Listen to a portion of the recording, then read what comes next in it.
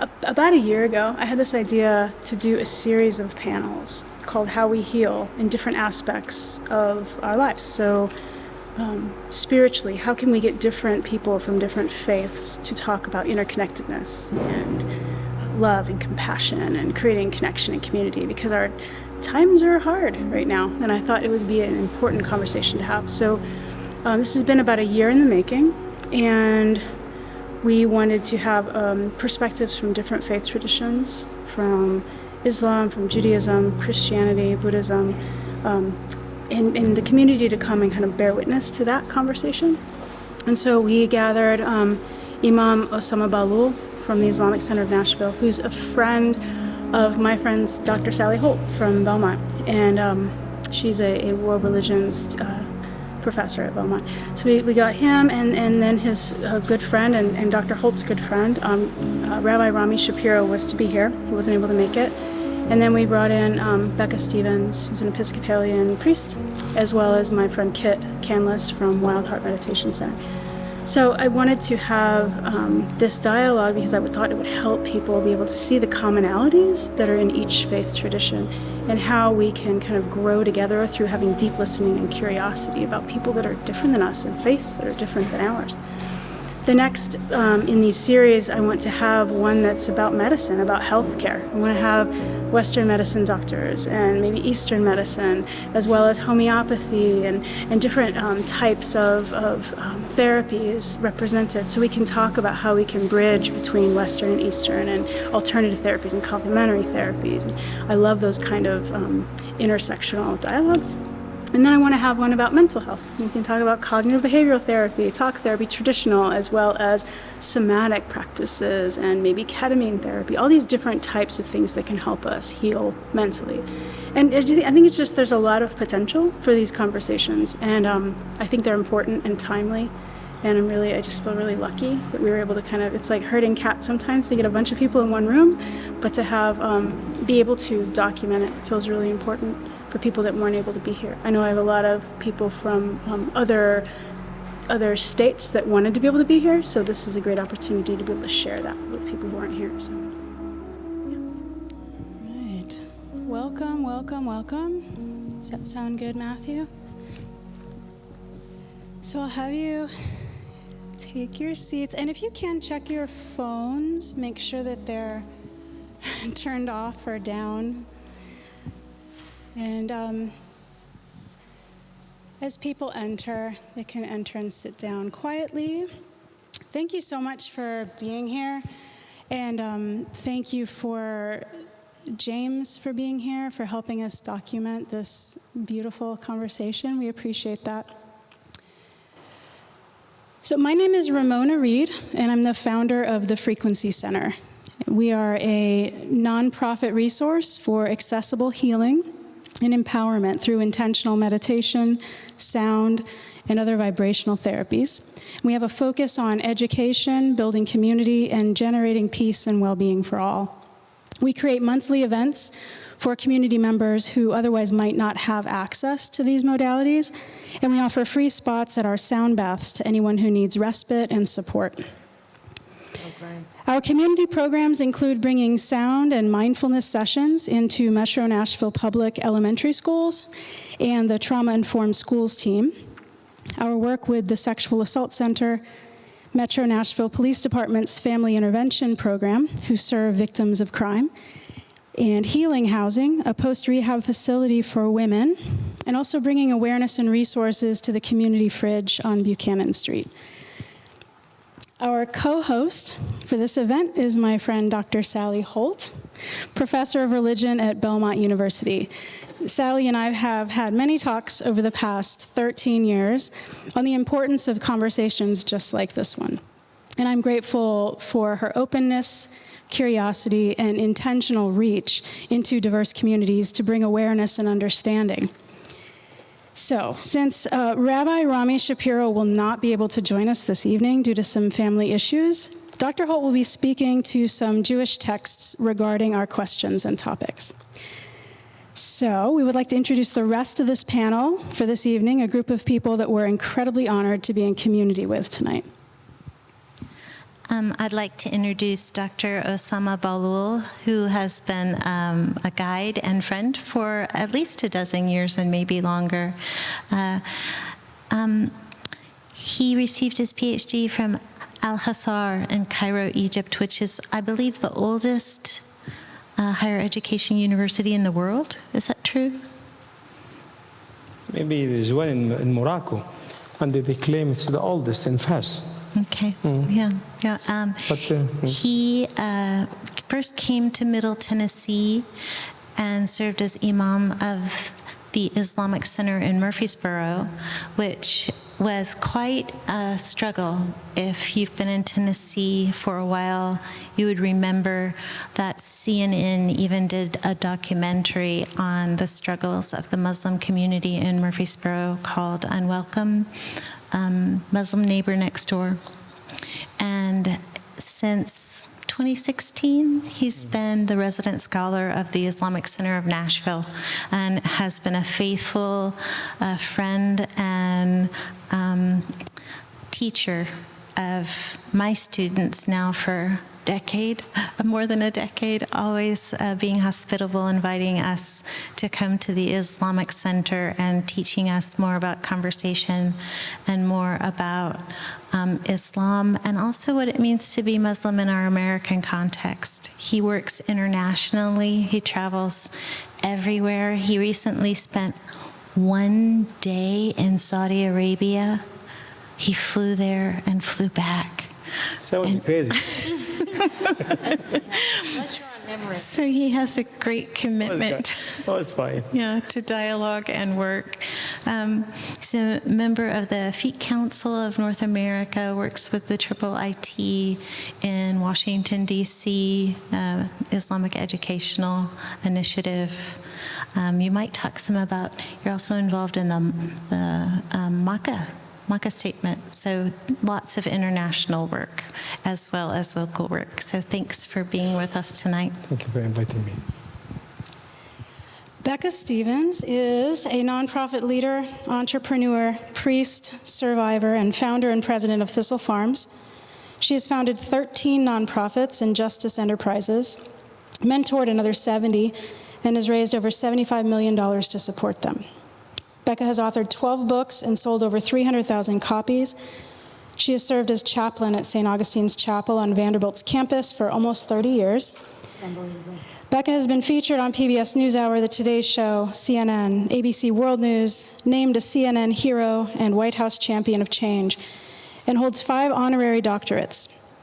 Drawn from 25 years of leadership and mission-driven work, Becca leads important conversations across the country with an inspiring message that love is the strongest force for change in the world.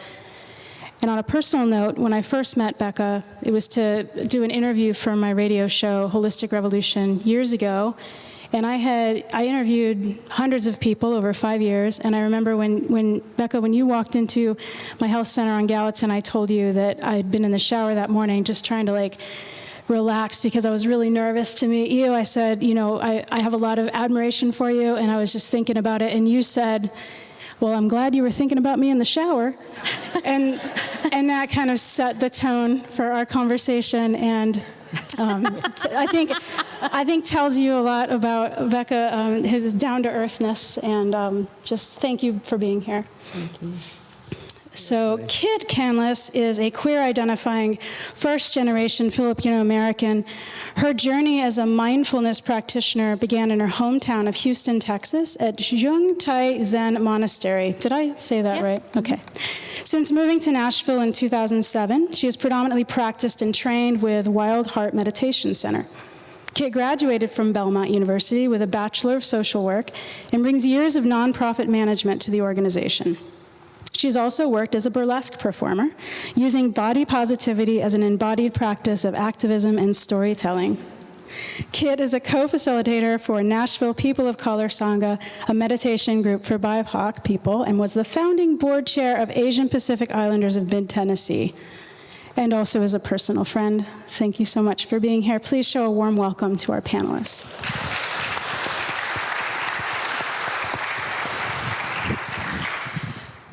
So why are we here? Before we begin this conversation, we thought it would be meaningful to create an intention together for this evening. We're all here to help to create healing through discussion and connection. So it feels important that we be encouraged first to open our hearts and our minds to each other. Many of us arrived here straight from work or from a really busy day. So I wanted to start with a moment of silence and then a moment of sound. At the Frequency Center, we use sound as a way to bring peace to the body, but also connection and healing for groups of people. So this helps bring ourselves into presence. You're welcome to open your eyes whenever you're ready, and we'll begin. I'd like to ask each panelist, if you can, to offer a sentiment, maybe a phrase or a passage that is meaningful to you from your faith tradition to encourage this intention of peaceful gathering. So I'll start with Imam Bahloul. One verse from the Quran I always remember, and it comforts me a lot when God spoke about human. And he said, وَلَقَدْ كَرَّمْنَا بَنِي آدَمَ. We had given human dignity. He mentioned this without any discrimination. So each human has dignity. When I read this verse each time, it comforts me to realize that I am supposed to recognize that each one of us has a gift. And I should be able to identify everyone's gift. And then disagreement become part of the growth, not really a point of division. It does comfort me to realize that God said, وَلَقَدْ كَرَّمْنَا بَنِي آدَمَ. All of the children of Adam has dignity. Thank you. You're welcome. Becca? I just want to say I'm so happy to be here and be invited, and I'm super happy that I got to bring along some folks, some friends from Thistle Farms. That means the world to me to not be by myself. And I've been ordained an Episcopal priest for, I don't know, like 33 years. I could be off a year, but what difference does it make at this point, really? But the way that I understand how my faith works in my life is through practice, not as much as words. And so that was really the beginning of my journey with Thistle Farms, was how I understood the basic tenet of my faith about love heals. And so I thought I would offer tonight as my phrase is how we start our days at Thistle Farms, so our intention is super clear. And we light a candle. All the candles that we sell throughout the country are all about love heals, which is the most way I can distill my faith. And we light the candle every day for the woman on the street and the person trying to find their way home.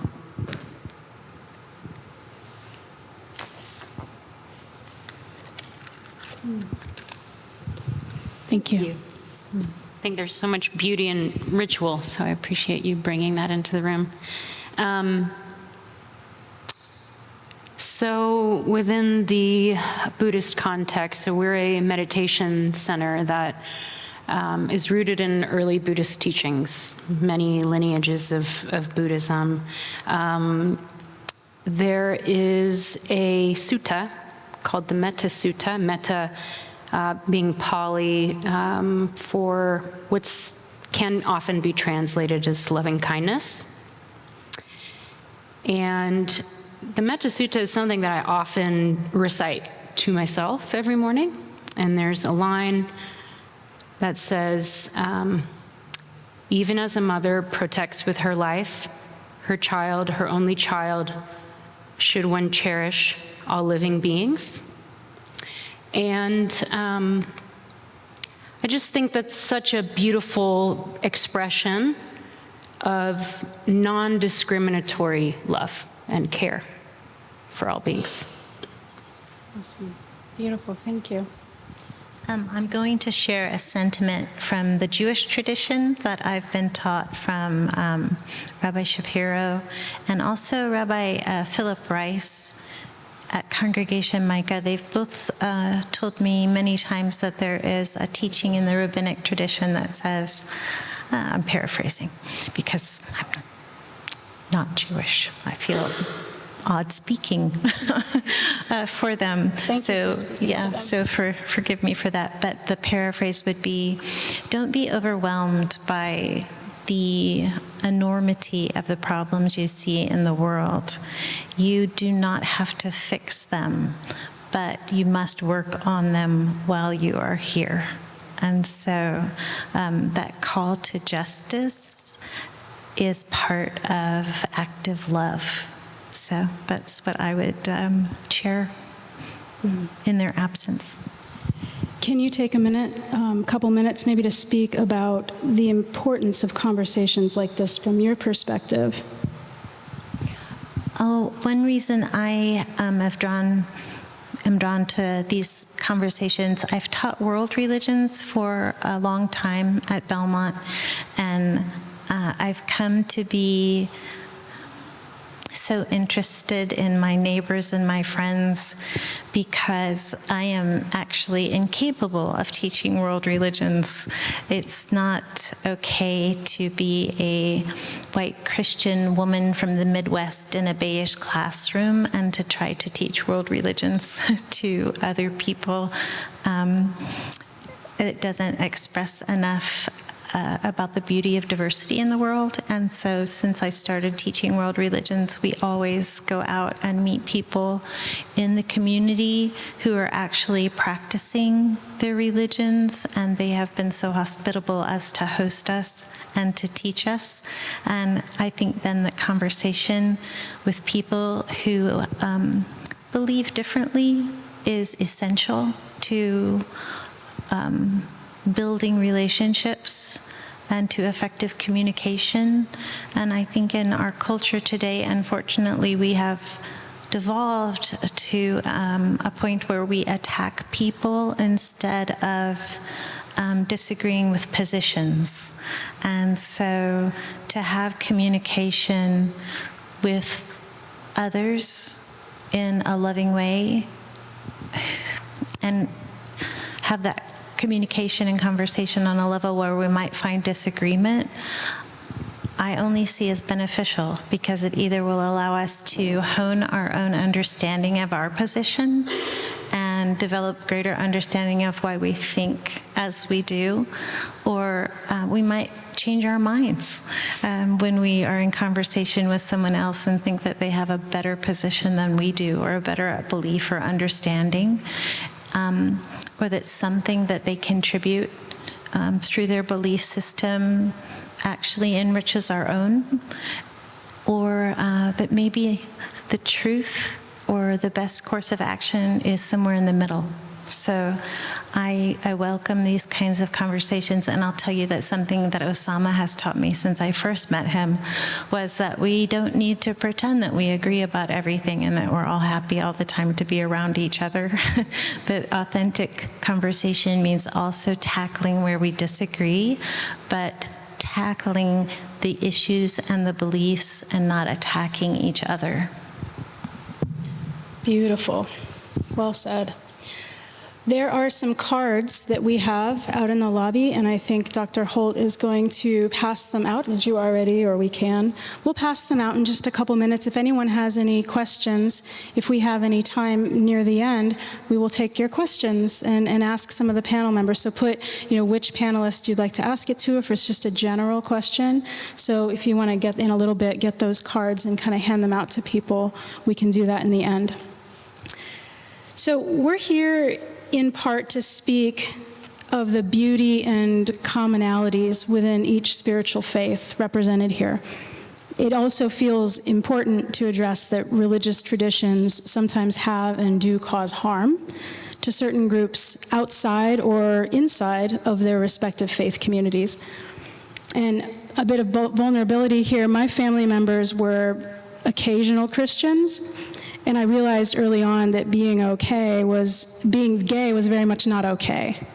I grew up feeling othered as little as single digits, 4, 5, and 6. And I think had some religious trauma around my right to exist as well as being deserving of love. I think through, getting older and studying texts, and, I'm realizing the encompassing love that is at the core of most traditions. But I wanted to ask each of you, have you ever been harmed in some way, either by your own tradition of faith or another, and in what way? And do you want to answer to the what Rabbi Rami might say in that, or do you want to speak in your own, or would you like to pass it to the Imam? I think I should pass it to you. Well, the first challenging experience I had was in Murfreesboro, really, when September the 11th happened, and the position of the Muslims in the West changed completely, and the society, for a good or bad reason, start to build the position toward this minority that we are struggling with. And the concept of radicalism and the terrorist activity start to be used quite often. So, and radicalism is a challenge, in my view, across the board. I don't see radicalism to be I think it's more of a human challenge. Some people intend to be radical. You can find them with any faith or without faith at all. So to be looked at as someone practicing dangerous religion was quite painful. After studying Islam really well, and I believe that it's a very good way of life. But all of this was in terms of theology until I moved to Murfreesboro, and we started building the Islamic Center of Murfreesboro, and it became really, we had to deal with vandalism. Then it was the first time for me, for someone to leave me a message saying, I will bomb you, and obviously he did not. I am here today. But it was the first time for me, for someone to be as aggressive as this, will bomb and destroy this. And then when we tried to apply for the cemetery in Murfreesboro, some people protest, and they said if we allow Muslims to be buried in our land, they will contaminate our land. This is what they said. It was a challenge in many ways, and if any, I think I felt they deserve sympathy. Because I thought then, and I still believe today, that if someone has so much anger toward any minority, I don't think they can be comfortable having a good life. I'm comfortable having disagreement, and I think disagreement is part of us being diverse. Diversity is a group of people really having different positions, but attacking position is different than from attacking people. So it was the time of Murfreesboro in terms of really being attacked. It was very obvious. When people say you are going to hellfire, I heard this a few times. We were even at church one time, and the lady said to me, I want to let you know that you are going to hellfire. And I had to say to her, why are you so excited about it? If I'm going to hellfire, at least feel bad for me, some sympathy. And let's see. It's unheard of, crazy. But a direct answer, I think it was the first time to be attacked personally, I mean intellectually, and for some to question our existing as a community. And I didn't mind the disagreement. I welcome the protest. I feel like it's part of freedom for people to speak their mind. It's healthy. I think we should be proud of, not only welcome it, but we should have a line. Well, protest, write an article, write a book to disagree with people, but stop there. And we should put a line, a red line. So I think this is one of the obvious experience in the current memory that I felt it was too much. Mm-hmm. But I'm grateful that it's over, or at least most of it. Yeah. That's fine. It happened. Be fine. We'll be fine. Dumb Christians. Ridiculous. It's just ridiculous. They are not. I mean, it's ridiculous, though. Yeah. My mind is like, but anyway, so what I wanted to say was that I think it's really wild we're having this conversation at St. Bartholomew's. I went to kindergarten here. And Nice place. I took naps in that building back there. And so my dad moved to Nashville, Tennessee. He was an Episcopal priest. And my mom was 35 years old. There was 5 kids. I was here doing my first year at St. Bartholomew's in the kindergarten, and my dad was killed by a drunk driver. And why I remember it so much is that there was a rule here that you weren't supposed to suck your thumb when you were in kindergarten. And every time I took a nap, I had to suck my thumb. And then they said, basically, because my dad was killed, I could keep sucking my thumb. And I was really relieved, like I could keep coming to school, like in the midst of all that craziness. But what happened was, so my dad was killed, and it was at a church called St. Matthias. And it was that same year that the head of the vestry, one of the elders, one of the leaders in the church, took our family in to help this poor widow with 5 kids who was 35 and no idea what she was doing in Nashville. And that's when my journey of sexual abuse began, and it actually began in a church. It began in the fellowship hall in the church. And so the church was both a place of refuge for my family and a place of great violence for me. And when I was going off to college, I remember that they decided to demolish the church that my dad had come to help start. It was called St. Matthias, and it was on Nolensville Road, and they tore it down to build a Kroger's parking lot. And they had a ceremony to deconsecrate the church. And I remember thinking, it was defiled a long time ago. Burn it. This will be a healthy place. It serves food and cares for people. But the church was also where I learned so much about what community could do and what was possible. And my mom, from that place, ran St. Luke's Community Center in Nashville for almost 30 years before her death in 97. I have so much pollen in my throat. There's some water. So all I'm saying is that I think part of why I'm a priest is because I want to heal those kind of fragile and old wounds that I know. Would you like me to? Okay. That's I had to take my mic off. No, we've got a cough drop for you. Oh, yeah. Need a few. Take that. Thank you. Vera doesn't.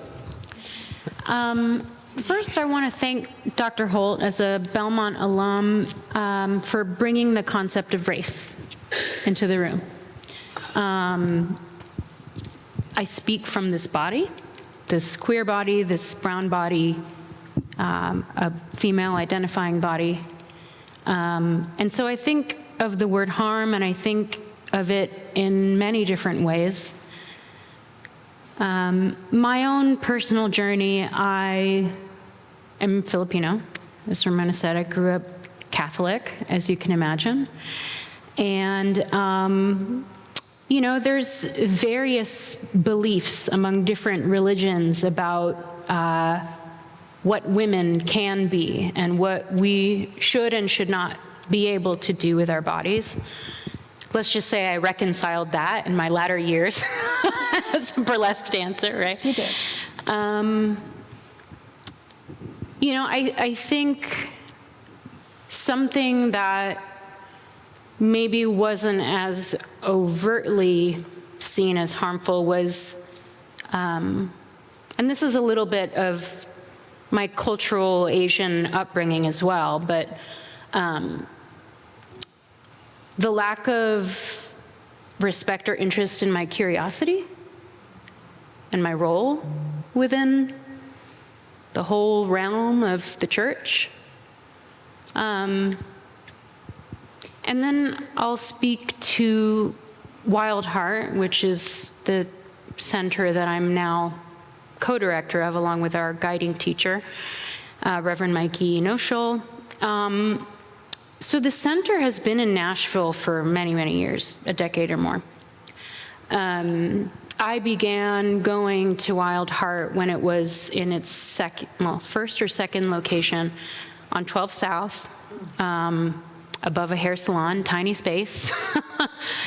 And Convenient. yeah, and I remember walking in and I was the only person of color. And I didn't come back. I didn't come back for many, many years. I was in a place in my life where I felt that a place that I would go for refuge had people that I could share commonality with, that I didn't have to necessarily explain different experiences of, what it's like to walk in the world in my body. And so, although there was no overt harm done by someone, I think it was, for me, the lack of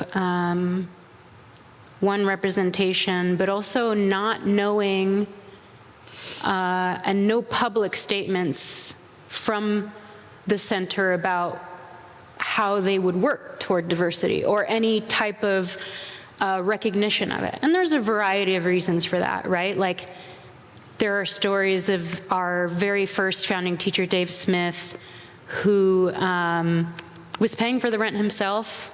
He went there every, day in good faith. Sometimes people would show up, sometimes people wouldn't. This is like what they call blue-collar dharma. Like the working class people, nothing, people that have maybe traditionally been allergic to faith, right? And so they're coming out, a lot of people in recovery. So all that being said, I can also understand that that was capturing the organization in a very particular time, very nascent, right, in its growth.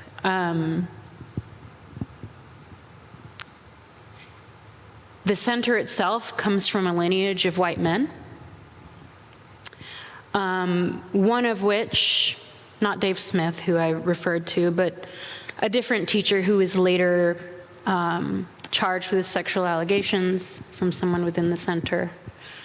And I'm really proud of my position there as the first woman and the first person of color to help lead the organization. I think it was a very, the culture within our center is very decentralized as far as authority goes. And so I think it was a very intentional move. I was also the first person to be compensated for that position, and my passion for trying to diversify the community and form visible partnerships within Nashville. But yeah, I think when I imagine the concept of harm in my life and how I've experienced it through my faith, I think it's more what is not being said, what is not being acknowledged. So that's my experience. Yeah. Thank you. Not speaking on behalf of the Jewish community, but rather speaking as an outsider who observes the Jewish community just here in Nashville, I would say that even before October 7th, which has changed interactions in Nashville and globally, anti-Semitism is a consistent problem for the Jewish community, and it has been a problem for the Jewish community in Nashville. And a quick Google search can tell you about incidents that have happened just even in the past couple of years. There was a neighborhood that was covered in flyers recently that was defamation of the Jewish community and threatening to the Jewish community. And I would say that that is tied closely to the rise of white Christian nationalism. And so I would just mention that as a harmful thing for our community of Jewish folks here in Nashville and nationally and globally. I think it's important to hear that and speak to it from inside your own faith in different ways that your own faith has affected you, but also to be able to describe how outside opinions of your faith has affected you. I mean, and it's building, what we're doing is we're creating a conversation even in real time of similar situations, similar feelings, similar, different experiences, but similar levels of harm. And I think that's important to kind of convey. Most religious faiths, maybe all religious faiths, have a teaching about the idea of practicing kindness and compassion with others. Can you each speak to teachings in your own faith that align with this concept? Do you want to start with, you had mentioned that Rabbi was going to speak about one. There is a wonderfully beautiful, lovely concept in the Jewish faith called Tikkun Olam, which refers to repairing the world. And one of the narratives that you could tie to that concept would be that when the world was created, light shattered, and that it is the job in your lifetime to find the light, to fan the flame, to help the light grow, to spread the love. And so that idea of repairing what's been broken or harmed is an ancient idea in Judaism. I think it's very easy for anyone from any tradition to cite certain verses from his or her own tradition supporting any position, really. And it's obvious that the religious community are not doing a good job really being part of the solution. Radicalism being supported by religious texts across the board. And this is why I feel like the religion itself is not really the trouble. It's how we approach the text. It's how our upbringing and our personality influence us when tackling any text. As far as the Islamic concept toward the morality is wonderful, really. And anyone around you is your neighbor. And I remember in the Episcopal Church in Murfreesboro was asking about, Rami and I with Ron were speaking about the concept of caring for neighbor. And I said to them, in Islam extend the concept of neighbor. Anyone you are interacting with, become your neighbor. So if you are even traveling, God said, وَالْجَارِ الْجُنُبِ وَالْصَاحِبِ بِالْجَنْبِ وَابْنِ السَّبِيلِ. So if you are sitting next to me, you have right. And I have responsibility toward you. Don't take it too far. But it's a fact. So I think, I really believe that the concept of morality and the Ten Commandments is wonderful, but we have to either be very naive, trying to look to certain texts and say, you know what, my religion is wonderful because it does this 1, 2, 3, 4, and no one did anything wrong under my religion. But then we'll be lying.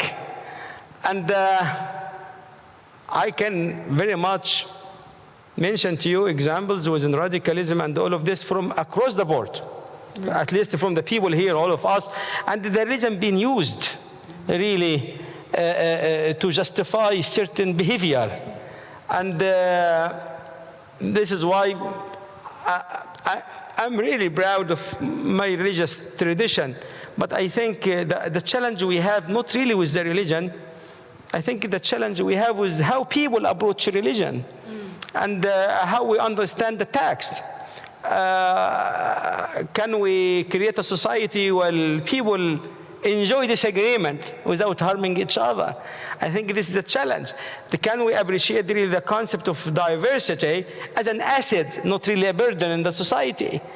Can we recognize that people with different ideas and the full disagreement can really actually the reason for creating, the tool for creating a very advanced society? And this is why I feel like discussions are really good, especially when you have a discussion with people you disagree with. It's like an exercise for your brain. Otherwise, if you speak with people like you all of the time, you are literally speaking by yourself, with yourself. And if you speak with yourself, people will refer to you as anyway. This is why I love your question, and I'm sorry that I didn't answer direct, but I feel like it's very easy for all of us to find many beautiful texts. The challenge is how we make it easy for others to have the same approach to the text. How can we move the religious concept in our life from being a tool for harm to be a tool for understanding? And I think then we do wonderful. But the concept of neighborhood in Islam is quite fascinating.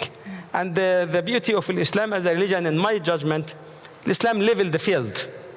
You cannot say, Islamically speaking, if someone really is a scholar of the religion, God said, "Inna akramakum indallahi atqakum." The best one among you in the eyes of God is the one with more righteousness. Did not say male or female. No one can say male is better than female or female better than male. You can be better if you choose to, but you have to work hard in it. So Islam leveled the field, and I love the idea, and I am the Imam of the Islamic Center. I love the idea that there is no one between us and God. I always say to them when speaking, you know what, many of you most likely closer to God than me. So this middle person between people and God does not exist in the Islamic tradition. And I love it.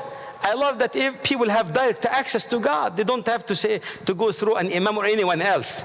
This level of equality and the direct access to God is quite fascinating. I love it. I love it about the religion when it comes to behavior and kindness. Muslims have the exact 10 commandments that exist in the Old and the New Testament. They do. I answer for myself and for her. Since she was not able to speak last time, I thought I will save the day. I think she'll have something to say. Yes, indeed. I can, or not. I'm happy to listen. I'm learning, and I'm grateful. And sorry about your father. Thank you. I know. Maybe that's what got me. So I would say lately I've been really just falling in love again with the story of the Good Samaritan in the Gospel of Luke in our tradition about the question, who is our neighbor? And the story comes up with a man was traveling down Jericho Road. And I remember first really getting a grip on the idea of the Jericho Road is about 18 miles, and you descend a half a mile in that stretch, and it's windy and scary and all of those things. And when Martin Luther King described it and said, you know, the priest and the Levite came by and asked the question, what's going to happen to me on this scary road if I stopped? And then the Good Samaritan comes by and he asks the right question, is what happens to him if I don't stop? In my understanding of it, growing up and reading and studying it, I always saw myself in that story as the guy in the ditch. And that I really have depended on so many Good Samaritans in my life who pulled me from that ditch. And that's what I think, I understand how gratitude is equivalent in many aspects to faith, that if we can get to that gratitude for the people who have showed us loving kindness when we have been in that ditch, and you know, it becomes so powerful. Last summer, I began working with a group of women in Bethlehem in the West Bank who are potters, and they made beautiful pottery. And so last July, we decided we were going to do this collaborative effort. You know, Thistle Farms has communities all over that we partner with and work with, and I really believe in the idea of really how the solution to the Jericho Road is community, and how when women are together, they find respite from that Jericho Road, especially when they're creating and have economic access, because so much of the violence and vulnerability that keeps us from experiencing the kindness in this world has to do with poverty. And so if we love each other, we have to be concerned about each other's economic well-being, especially for the fact that it's no accident that the most vulnerable people are in the most desolate places. So I started working with a woman named Rasha, and she has this dream of building this basically mindfulness center in Bethlehem that also creates pottery and embroidery, beautiful Palestinian traditions. And there's so much tourism that happens that it's, you know, it helps sustain whole communities. And so I made an order, didn't receive it until October 4th. And then, you know, you were talking about what happened on October 7th. I finally heard from Rasha a few weeks later, and she was in Athens. There had been there's someone killed right outside her home. She didn't feel safe for her children, but one child was already in Athens, and she knew she had to get away. And I said, well, how did it happen? She said, it was so scary, I had to go down the Jericho Road. And she had to leave at like midnight. And it was the kindness of people along the way who helped her get to the border with Jordan and make her way. And what I love about it so much that is still heartbreaking to me, but it's also beautiful, is that her dream is stronger, not dead. And that's what I think kindness does. And when we can have kindness towards each other on all of our Jericho roads, when we found ourselves in the ditch, is that it doesn't break our hearts. It kind of just breaks us open to be more compassionate. If we can remember that there have been plenty of people who have offered me mercy. Mm-hmm. So within our tradition, there is something called the Brahma Viharas, which can be translated as the heavenly abodes. I really like the way that the depiction that I get from that, which is essentially a place you can live. So the Brahma Viharas are 4 virtues of loving kindness, compassion, equanimity or even-mindedness, and appreciative joy, which is being able to take joy in other people's joy. I love the idea that we can make a home there and invite others to enter our home.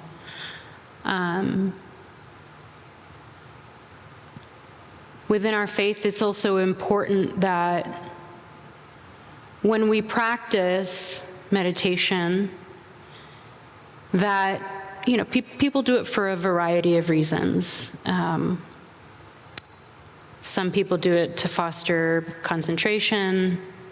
You know, there's different kinds of meditation that you can do. Within our tradition, we do practice to receive insight of the patterns of our mind, the inclinations that we might just purely do out of habit. Mm-hmm. And it's our responsibility to not just receive that insight, but to do something with it. So we call it seeing clearly, responding wisely.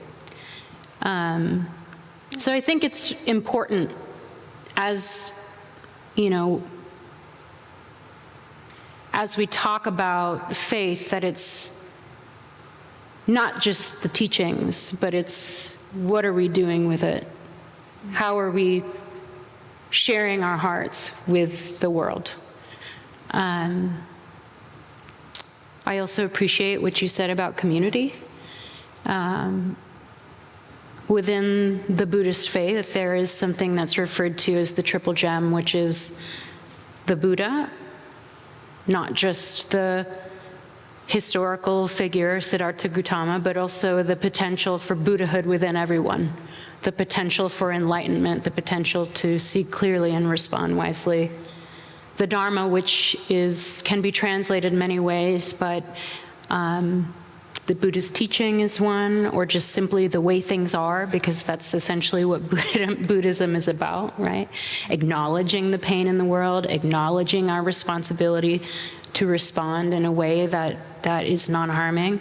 And then the Sangha, which is translated as the spiritual body. And so when I think about, you know, this concept of the golden rule, you know, Thich Nhat Hanh often, you know, he used the phrase engaged Buddhism or interbeing often, which is to say that, you know, you and I are not separate, right? Anything that I'm doing to you, I'm doing to myself. And so, yeah, those are the things that come to mind. Thank you. I've spoken to many people recently peers, clients, my teenage daughter, about a growing sense of hopelessness that many people have been feeling recently. And I'd like to know, as leaders in your respective communities, where do you derive hope from? And I'm keeping this question kind of general on purpose.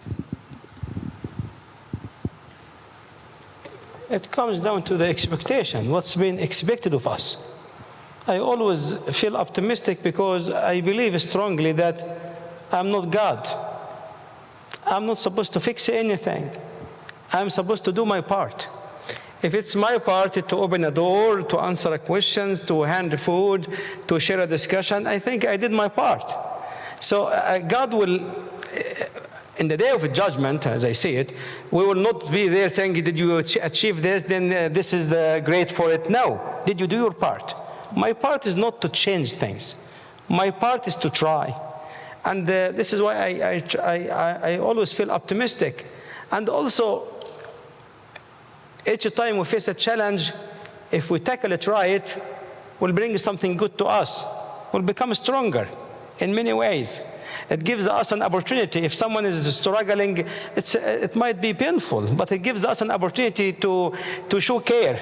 Without someone in need, we will not be able to show care and love to someone. Without having minorities, we will not be able to try our very best to accommodate minority. This is why I feel like with each challenge comes really many gifts.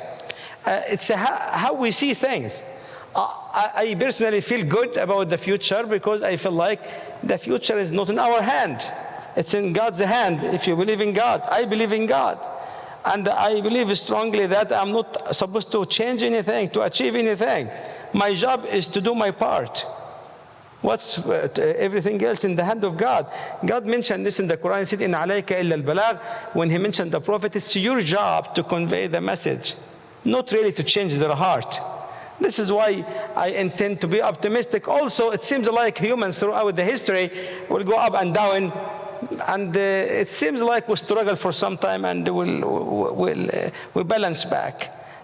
So I'm optimistic because also I believe the majority of the people are decent. Really, I really believe strongly that the majority of the people are decent. The social media and this level of communication made many things crazy in many ways because someone with a bad idea used to share his idea with one or two people, now sharing with everyone. And we assume that, you know what, it's everyone's idea. The majority of the people are decent. I believe strongly that the majority of the humans are decent. And if we give them a chance, we'll be able to create a wonderful society for all. But it seems like we have to work harder, and it's an opportunity for us.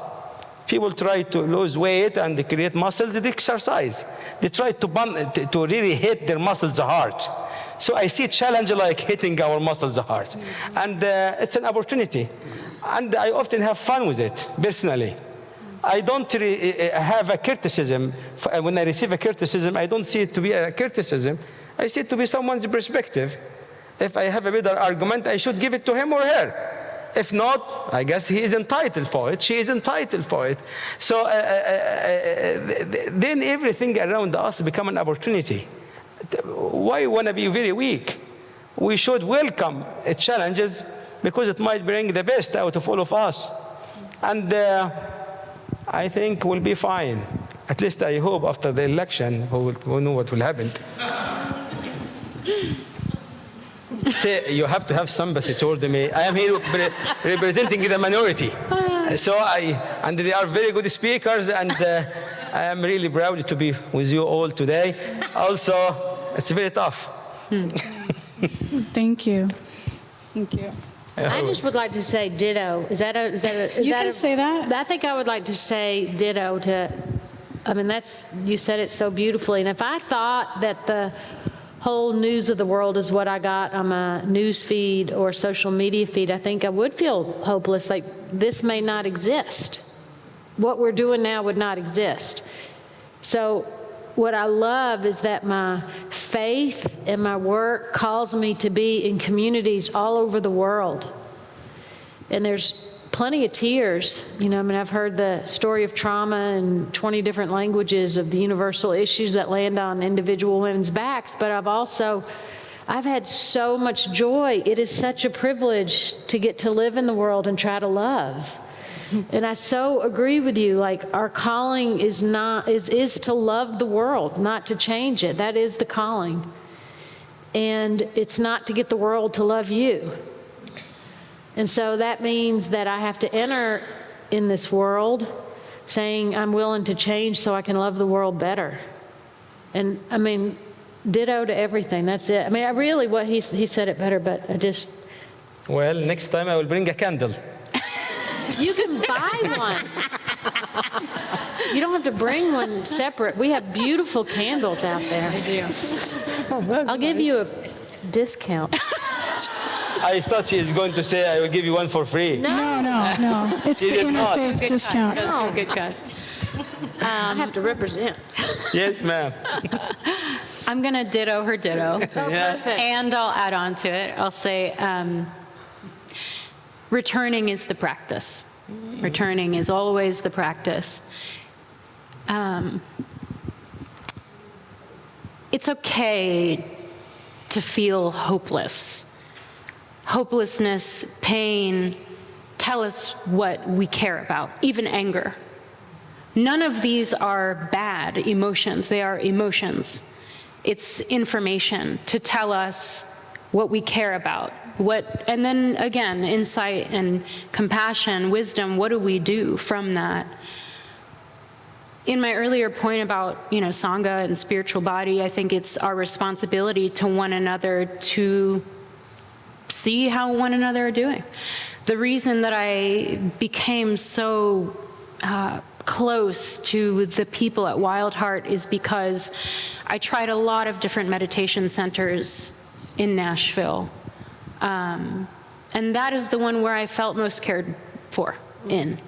It's the one where we would not just talk about Buddhist teachings, but we would discuss what we were going through in our lives that were difficult, how we could help one another. We would call each other. It was a invitation to extend our practice beyond the cushion and surround ourselves with people who had like-minded values.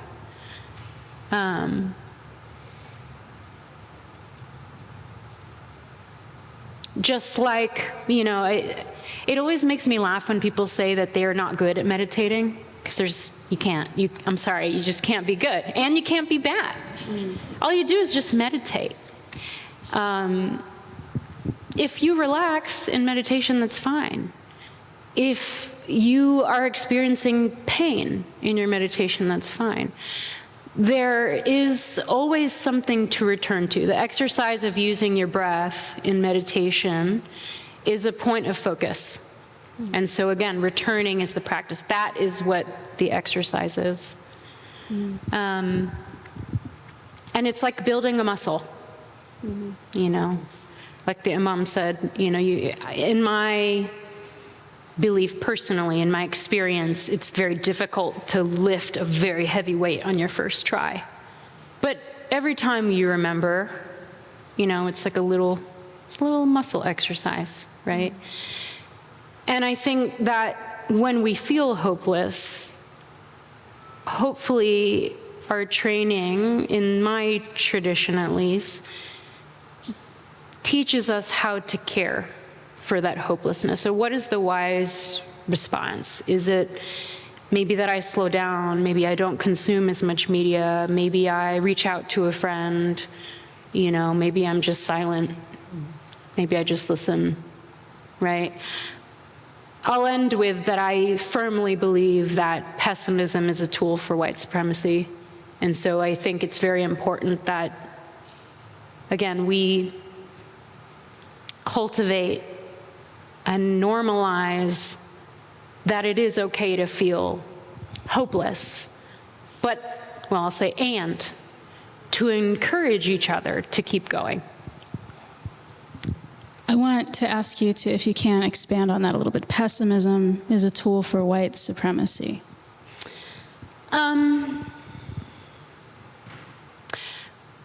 I believe that the institution of whiteness depends on us feeling isolated from one another, by our race, by our faiths, by our, whatever amount of differences that we can find within one another.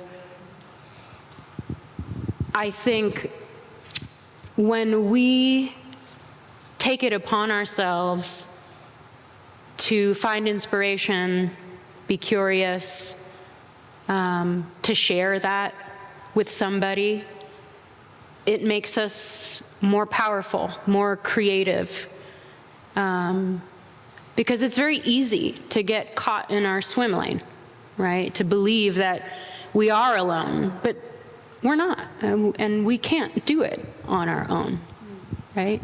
And so that is my form of my personal disobedience of whiteness, of this structure, right? Is this like my feeling of rebellion that I won't give in to this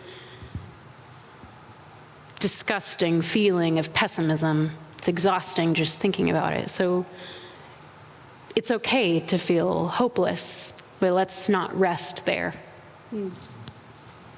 Thank you. We know that you're all creative, curious, lifelong learners. What is something that you might want to know from the perspective of one or all of the other panelists? I think I shared this with some of you, to give you like an inkling of what you might think to ask somebody else. But do any of you have something you would ask another panelist? Do you want to ask any questions before we? I'm just going to relay something that I heard Rabbi Rami say once. And he was talking to a group of students who were Christians. So he used Christianity as his example of what we might be able to learn from one another. He used this example. He said that Christianity provided him with an image of a suffering God that had not been available to him in the same way in his Jewish teachings. And so he appreciated learning about a suffering divine reality from that perspective. So. Anyone else have I have anything? tons of questions. All right. But I won't ask them all because, well, no, that's not the point. But I would, one question I have is, where is your meditation center? You said it was on 12th Avenue. I don't even know where it is. It's on Gallatin. If you're going away from downtown, it's right before Hart Lane. So if you wanted to go visit it, Yeah, come on by. like when do you do this? There's a brochure outside. Okay. You I mean, can find I our think that's schedule. important for people Yeah, that might not come on know by. to come. That'd Yeah. be, to me, to engage and visit. Thank you. In the same question of when are appropriate times for people to come visit at the Islamic Center? Islamic Center, you can come anytime. The main service for the Muslim community will be Friday. So your Sunday, if you are Christians, Muslims pray Friday, and the Islamic Center hold the service at 12, then another one at 1. And the other center in Bellevue, we have 2 as well, and one at 1:20 and one at 2 o'clock. And people can just come? People can come, and ideally speaking, if you want to have a discussion, they will send an email, and we will have what we call coffee with the Imam. There is no coffee in the office anymore. But we can have a discussion. It depends with your objective. If your objective is to attend the sermon, you can come. Yeah. If it's a discussion around the religion, you can send an email and they will accommodate that. We have a student often request a time because part of the courses is to interact with people outside of your own tradition. So we often have a student, really, we do. That's awesome. Thank you. Welcome. My other question, and then I won't keep asking them, but my other question for you is, can you speak about when you talk about you stay optimistic and hopeful, and you're an ambassador, I don't think you said it this way, but basically an ambassador for love and peace in this world, for the kindness for all your neighbors. Can you give us a word about kind of what's unfolding in Gaza and what's happening in this world, and how you speak to your community and to this community that's before you about love and peace, and how that word is spoken in this time? That's too hard. That's stupid question. No, you are fine.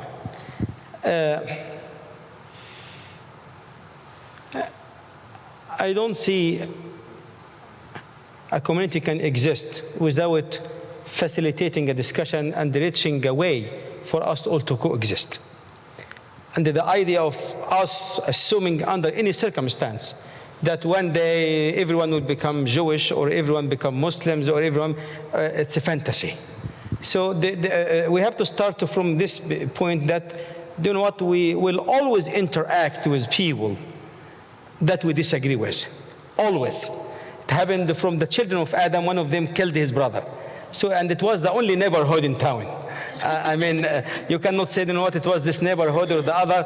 It was the only neighborhood in town, and the parents were Adam and Eve, nice folks. Adam was a prophet in our tradition, and his own son killed his brother. So I think we have to realize in the beginning that we will continue as a human to be diverse. We will always interact with people if we are into traveling, and we'll always see people and interact with people that we can disagree with them. And the people looking different from us. Then we have two choices. Either to say, you know what, all of us are the children of Adam and Eve. You can agree that all of us came from this line, I guess. All of us, and if we really are the children of Adam and Eve, then we are related. So I have to interact with you while having disagreement with you as a sister. So this will change my entire perspective. What is the difference between a parents, their son is doing something horrible? They love him a lot because they see him always from the perspective of him being a son or her being a daughter. They can be crazy and upset and angry, but always love him. I think we need to change our entire perspective. We have to realize that we are all related. So the concept of white and the black and this and that will not exist in our mind anymore, because you know what? We are all one team, diversity team, if you will. When you speak about Gaza, I cannot be very aggressive or speak my mind comfortably because I don't have a Jewish to respond to me, a Jewish person. So it's fair to say if I have a Jewish rabbi here, I will speak different language because it is despicable in my view, to say the least. But I want to stop there. What's going on is sad all of the way. For Jewish to be killed in October the 7th was sad and despicable, and the innocent people having party should not be killed. We have to agree about this. 13,000 children should not be killed under any circumstance. Another 11,000, we don't know where they are, and the 33,000 people being killed while we are watching. It's very sad. And it's very sad because there is no good outcome. If the outcome is to eliminate an entire community, it will not exist. And what is the end goal? We have to say that we came here to engage with you in a program you design, with the hope that maybe people will leave with better ideas. We influence each other and we can learn from the audience. All of us can be teachers and the student in the same time. This is the idea. If we create a dynamic community, all of us can be teachers and all of us become students in the same time. We just learn and coach each other. What's going on in Gaza is very sad. No one can justify it. It is sad for the government to support all of this. I think we should stand for dignity for all. But I tried. I have many Jewish friends. I know all of the rabbis in town. We attend together programs. Many of them, some of them were in my house before. We had dinner together. I traveled with rabbis from Nashville internationally. So I know them really well. And they know very well that I speak my mind. I always like to be myself. I don't filter things. I don't like this idea of looking nice and saying what's nice. I like for people to speak their mind. Without an absolute freedom, we cannot reach any solutions. If we allow an absolute freedom, then people will speak what's in their mind, even if what's in their mind is a crazy idea. In this case, they give the rest. I can give the rest of you an opportunity to correct my crazy idea. This is why I feel like freedom is a way for us to eventually create a stable society. But I tried my very best to say, you know what, the one with all of this attack on Gaza is not the entire Jewish community. There's many Jewish for Peace organization being recognized. I know some rabbis, David Saperstein in Washington, he gathered 500 rabbis in America asking for ceasefire. So I want to cautious against the idea of us stereotyping any community with the idea that the Jewish are this way, or Muslims are this way, Christians, they are not. Within each tradition, you have this big group of people with different positions. However, I try my very best to always, I try to remember that if you really have a relationship with God, you cannot hate anyone He created. So I dislike the act of certain people, but I try not to have ill feeling toward them in a personal level. So I disagree completely with what's going on in Gaza. This is my position. I wrote an article in Tennessean about it. It's not secret. It's public anyway. But I don't want the Jewish community to become a victim either. And I want to give any Jewish boy or girl a chance to live and to create to be a member of the society. But it's unfortunate that we're in an election year. It's unfortunate that we play with numbers. We start to look into numbers, like not realizing those numbers are human with families, and it's quite disturbing. It's a madness, to say the least. It's sad. It is sad. The hope is, I hope this they can have ceasefire. I hope the hostages can return to their family. I hope the people can return to their homes, but all of their homes being destroyed anyway. So I hope that we'll be able to assist and build this city again. And then we have a new beginning. And it will give us a chance to hopefully help those children and the females and others. Lost many people of their families, many. It's sad. It is sad. I did not have any intent to speak about Gaza because it's a very sad topic. It is. It's a sad reality. With this, it is. Anyway. Thank you. Thank you. Yeah, you're welcome. Thank you very much. Do you want to see if anyone has any questions? And I'll ask another one while you're doing that. To hear it. That's good. That's fine. Thank you. I appreciate you bringing that up, Becca. I have a kind of a two-part question. How do you feel, each of you, that people in this room or listening to this conversation later can make a difference, however you define what that is, but can make a difference, and what would you like the audience to leave with? I can start with you, Kit, if you'd like.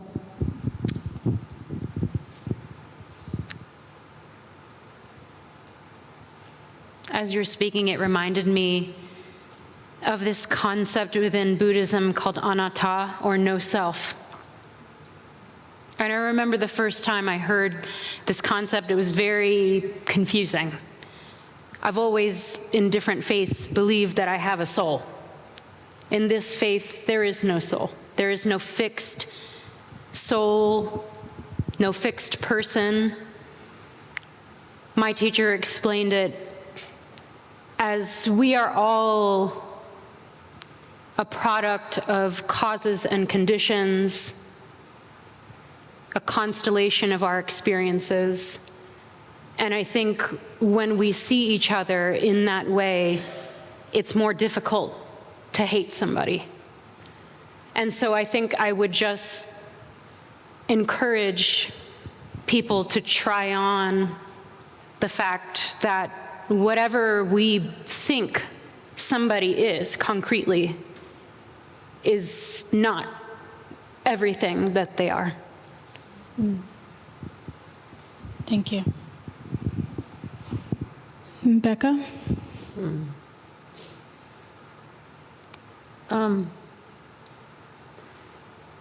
I know what I want to leave here with, and that's why I'm so grateful, Imam, for you talking for a little bit, because I want to leave with some hope. And friends and colleagues, I think that is how we make it through this world.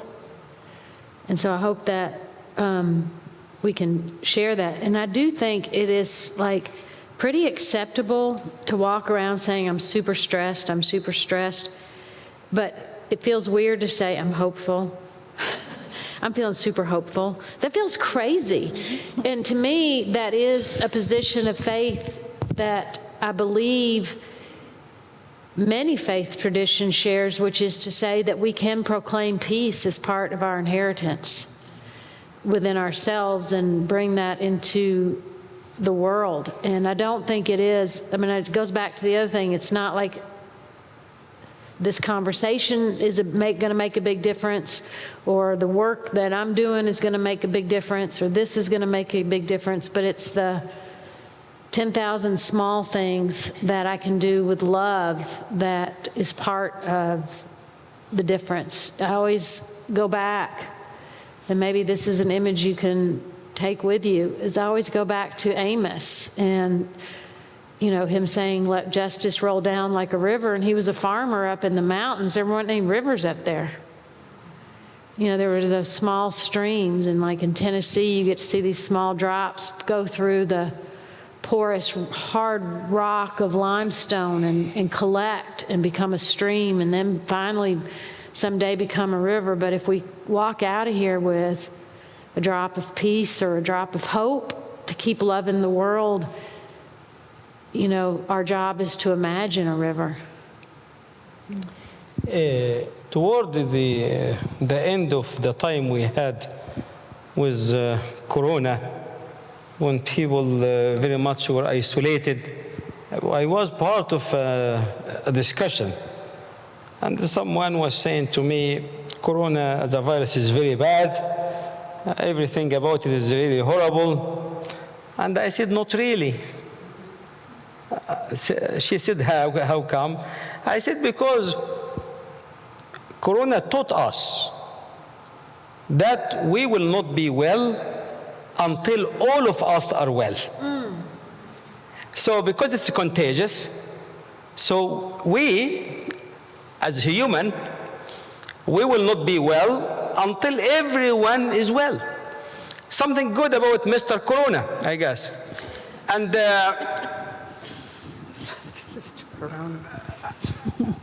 even if you are very selfish, if you love yourself so much, you love to breathe a good air, you love to drink a good water, you like for kids to have good friends. You know what? Even if you are very selfish, you have to work with everyone around you, because you cannot filter it by yourself. You know what? You cannot design friends for your kids. We have no options but to lift the entire society up. So even from a very selfish perspective, I see the need of us really working to fix the entire community. And the beauty of it is, you have the ability to reach people that I can't. And I might interact with people that you don't know. And when we become a source of hope, a tool of change, I think definitely tomorrow will be better than today. And we deal with many things, challenging. But what I really love is to change my relationship with God to a friendship. When God become your friend, and driving the 24 highway, well, listen. In the divinity school, we used to have a meeting in the morning at 9 o'clock. And I said to the dean, I will not attend this meeting at 9 o'clock. You have to move it to 9:30. He said, why? I said, because of 24. I believe if anyone is going to hellfire, most likely God will make them drive 24. Unbelievable highway. Anyway, I don't want you to live sad. My point is, be a friend with God, speak about Him, and bring light to people. You have so much power. You are special in many ways. Don't believe anyone will say to you anytime there is nothing good about you.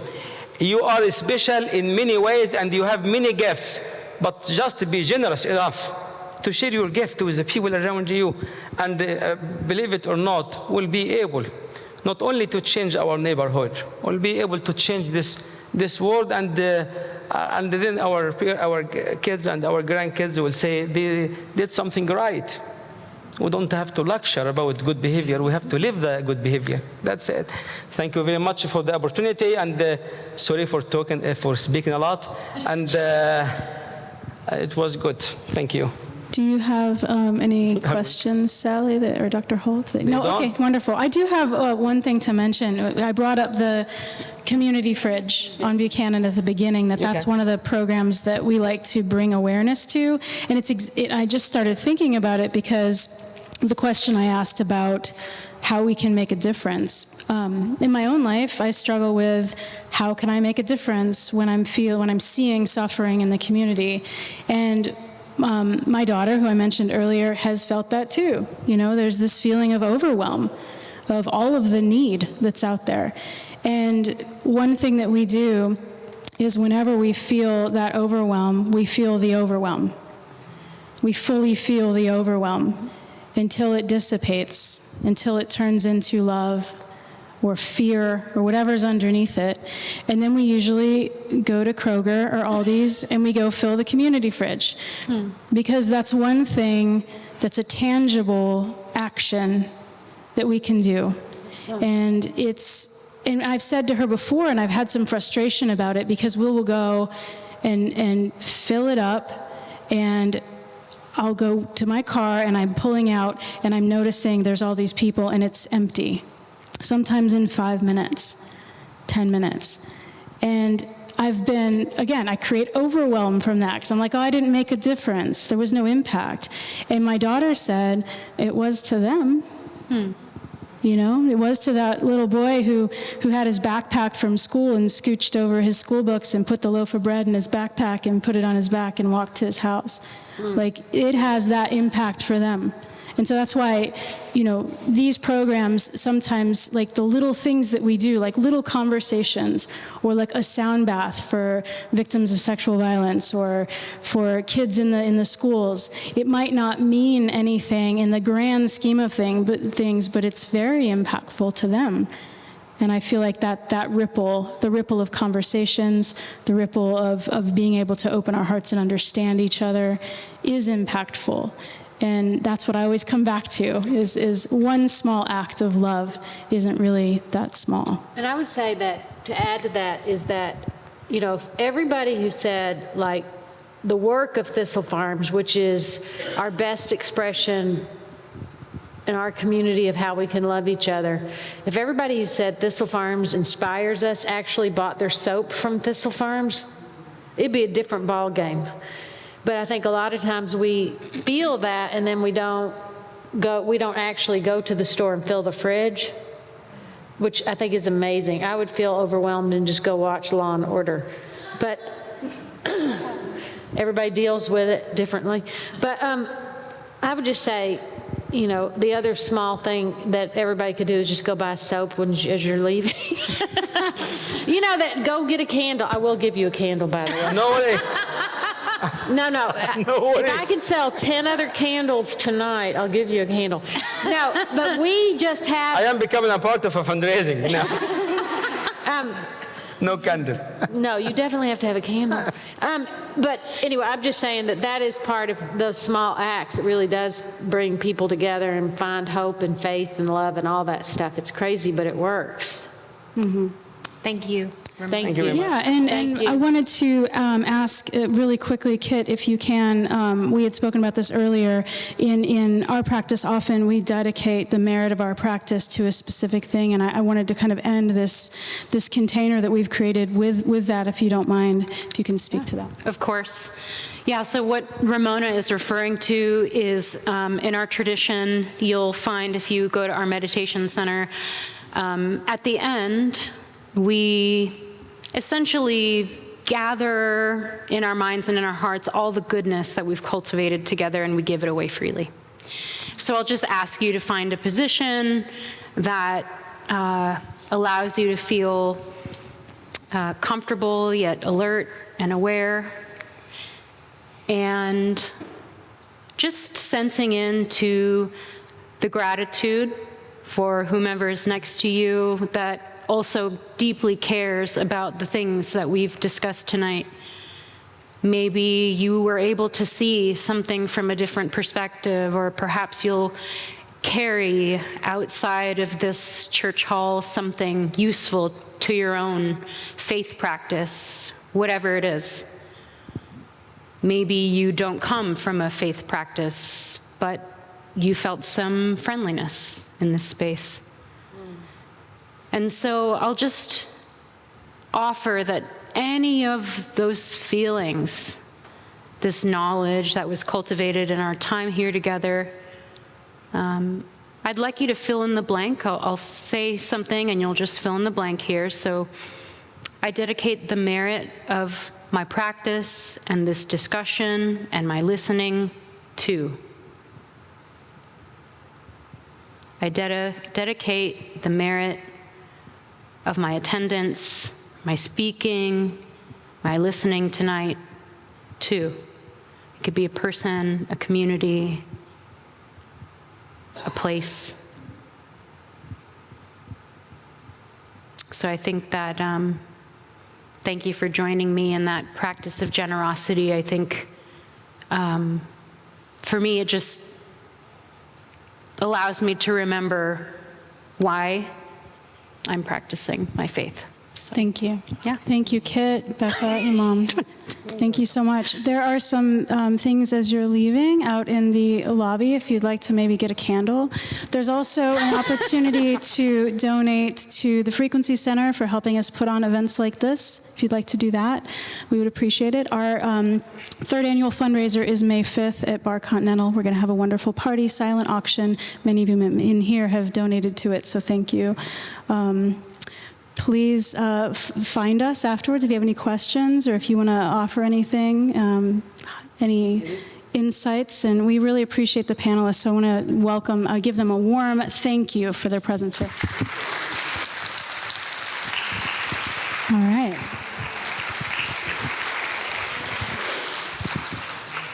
All right. Thank you.